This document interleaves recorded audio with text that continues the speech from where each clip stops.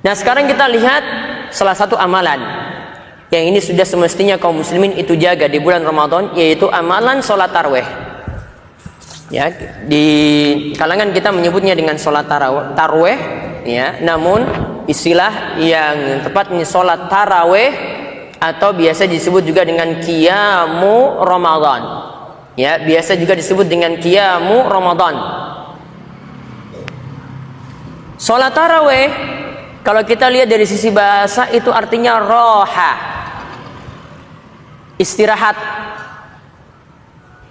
Kenapa sholat tarawih itu disebut atau berasal dari kata itu?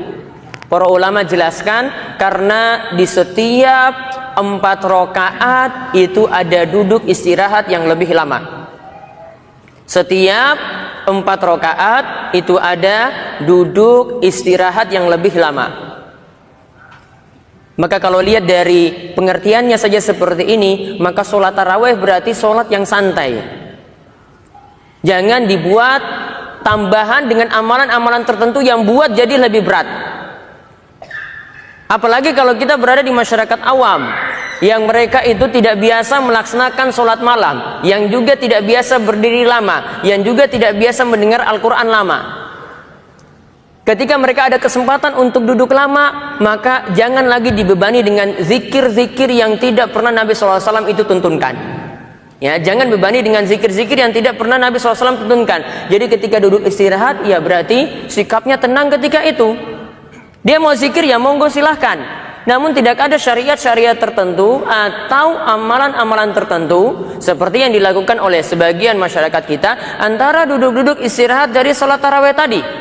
Entah yang melakukan setiap kali 2 rakaat salam, atau yang melakukan 4 rakaat salam sekaligus, ya, atau yang nanti pada 8 rakaat ya menjelang witir baru dia nambah dengan zikir-zikir lagi setelah itu. Intinya zikir-zikir antara sholat tarawih tadi, duduk-duduk istirahat sholat tarawih tadi, tidak ada zikir-zikir yang khusus. Ya, tidak ada zikir-zikir yang khusus. Saya tegaskan juga dalam buku ini ada di pembahasan tertentu di sini, di pembahasan amalan keliru di bulan Ramadan. Ya, amalan keliru di bulan Ramadan. Sehingga kita kembali ke masalah sholat tarawih tadi. Ini sholat yang ringan. Artinya kita buat santai.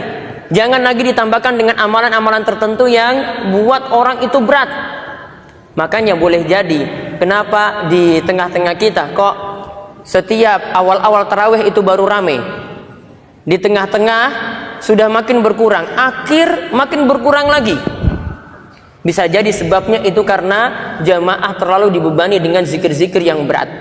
Kalau mereka dibuat santai, ya, tidak diberatkan dengan amalan-amalan yang tidak ada tuntunan, insya Allah ya itu bisa bertahan. Coba lihat bagaimana di Masjidil Haram, bagaimana di Masjid Nabawi, malah makin terakhir dari bulan Ramadan itu malah jamaahnya itu makin banyak.